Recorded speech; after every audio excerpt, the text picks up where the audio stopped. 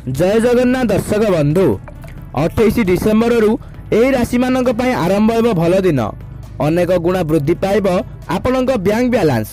चलित वर्षर डिसेम्बर मास अनेक राशि स्वतंत्र होगा जाउछि कारण एही मासरे अनेक बड़ ग्रह सेमानक राशि परिवर्तन करने को जाउछंती जेतेबेले कि केतेक ग्रह गोचर कर सारिछंती। एथि मध्यरु एक ग्रह होउछंती शुक्र ग्रह। वैदिक ज्योतिष शास्त्र रे शुक्र धन गौरव सुख समृद्धता एवं प्रेम आकर्षण कारण बोली विवेचना करा जाए। पांजी अनुजाई शुक्र मास शेष अर्थात डिसेम्बर 28 तारिख में शनि राशि कुंभ रे प्रवेश करने को जाउछंती। एभली परिस्थिति रे केतेक राशि शुक्र गोचर रु लाभ पाई परिबे। तेबे जानंतु केउ सब राशि शुक्र गोचर जोगु भाग्यवान हेबाकु जाउछंती।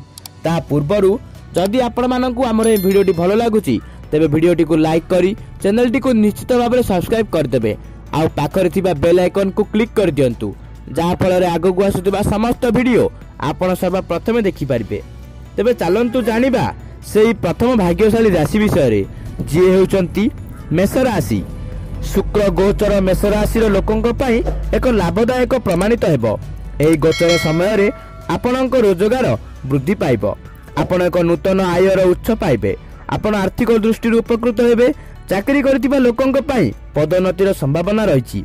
व्यवसाय सहित जड़ित लोक माने लाभवान हेबे।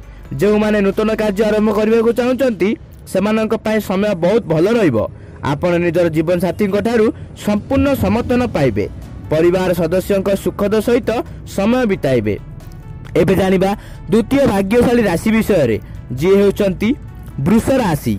शुक्र गोचर वृष राशि थिबा लोकंक पई अत्यंत लाभदायक हेबो। चाकरी करुथुवा व्यक्ति माने पदोन्नति एवं नूतन सुयोग पाई पारंती। एही अवधि मध्य रे आर्थिक संकट समाप्त हेबो एवं आर्थिक स्थिति अधिक शक्तिशाली हेबो। आपणक जीवन साथी सहित संपर्क आउरी भलो हेबो।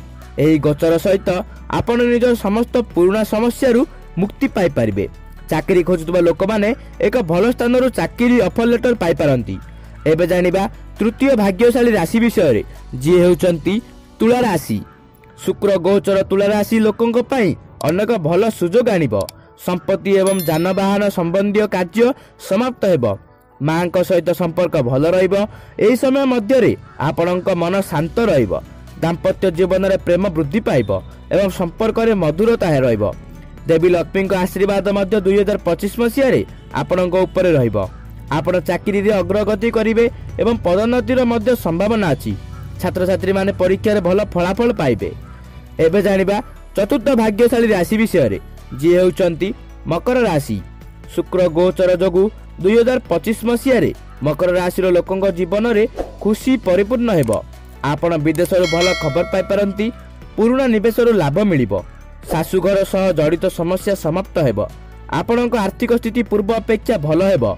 घर किंबा संपत्ति किनिबार संभावना रहिछि। आपणक व्यवसाय रे विस्तार हेबो एवं आपणक आय मध्य वृद्धि पाइबो। मकर राशि रो लोक माने 2025 मसीह रे अनेक आश्चर्यजनक खबर पाइबा को जाउछंती। एबे जानिबा पंचम बा शेष भाग्यशाली राशि जे हेउचंती कुंभ राशि। शुक्र गोचर कुंभ राशि रो लोकंक पई भाग्यवान बोली प्रमाणित रहिबो। 2025 वर्ष आपणक पई बहुत शुभ हेबाकु जाउछि। आपण पुराना ऋण रु मुक्ति पाई परिबे। आयर उच्च वृद्धि पाइबार संभावना रहिछि। आपणक साथी सहित यात्रा करबाकू नै एक योजना प्रस्तुत करि पारंती। एही समय रे आपण जीवन रे अनेक सफलता हासिल करिवे। कैरियर एवं व्यवसाय रे आपण अनेक लाभ पाइबे। कार्य रे थिबा समस्त बाधा दूर हेबो। एतिकी थिला आजिर वीडियो। आउ एही परी वीडियो देखिबा पई हमर चैनल टी को लाइक करी सब्सक्राइब निश्चित भाव में कर देबे। आ पाखर थिबा बेल आइकन को क्लिक कर दियंतु जहा फल रे आगो को आसुतबा समस्त वीडियो आपण सर्व प्रथमे देखि परिबे। धन्यवाद। जय जगन्नाथ।